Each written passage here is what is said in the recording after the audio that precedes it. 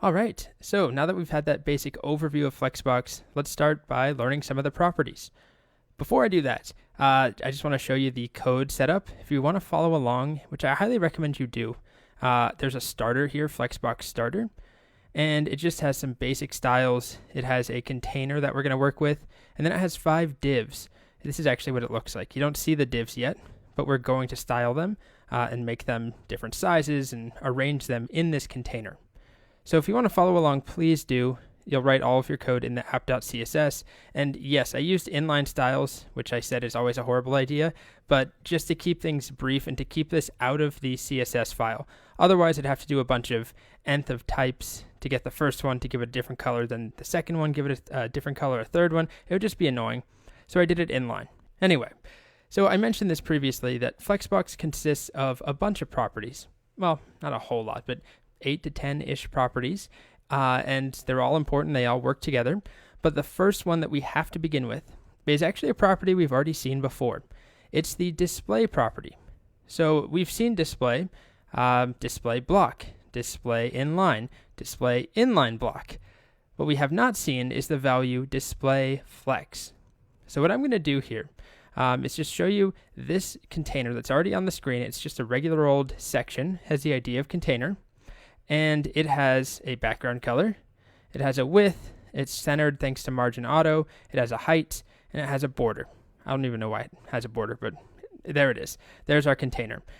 Now before we do anything with Flexbox, I am going to select all of my divs in that container div, and give them a width of maybe 200 pixels and a height of 200 pixels. And you'll now see the background colors I added. So there are the 5 elements I created. We might make them 100 pixels or something, but there we go. This is 200 by 200, and it's totally fine if they're overflowing. As you can see on mine, they are. These are block level elements, each div, and they're inside of a section, a block level element. What I'm about to do, though, is set display to flex on this container. All right, display flex. And this is going to change everything. Take a look. Now they all line up in a nice row from left to right instead of what we had before. So this is the first really important part of Flexbox. We're basically turning it on.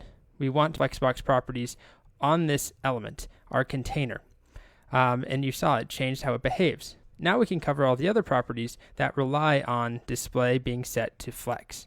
All right, before we go any further, we need to understand some basic terminology. In Flexbox, or in this Flexbox world, when we designate some box or some container, a Flexbox, we set display to flex. In that box, there are 2 axes, the main axis and the cross axis. And these are very important for the other properties we're going to discuss. By default, the main axis goes from left to right. As you can see, our content goes from left to right. The green box is first. If we look in our markup, it's green to purple. So this is the first thing, that's the last thing. But I'm going to show you a property right now that allows us to change that. This property is called flex direction. Flex direction allows us to decide on the main axis direction in our container. So the default is flex direction row. So if I go to my container and I set flex direction to row, we're not going to see anything change whatsoever. Still left to right. It's the default.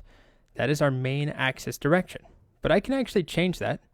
One option is row reverse. Row dash reverse will then make our main axis go from right to left. So still horizontal, but the reverse. Row dash reverse, you'll see that they reverse. We now go from the right side over to the left. So still a row, but opposite direction. We have 2 very different options, column and column reverse. So I'll show you that. Let's do column, which is going to go from top to bottom. Our main axis goes from top to bottom. And notice my elements aren't 200 by 200 pixels. Why not? Well, I set a height on this container, 500 pixels.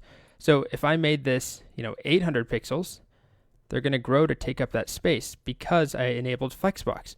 But they're not actually 200 by 200, which is what I said they should be. Now, if I gave them enough room, if I gave them, 1200 pixels, now they're 200 pixels each, and we have extra space. But just to make it fit better, I'm going to stick with 500. It also just shows some of what Flexbox does. Okay, we can also turn that off or change this behavior. So that is flex direction column. Our main axis now goes from top to bottom. Not left to right, not right to left, but top to bottom.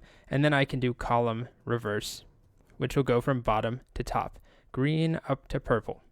Now this is really, really important to understand up front. The terminology will take some time.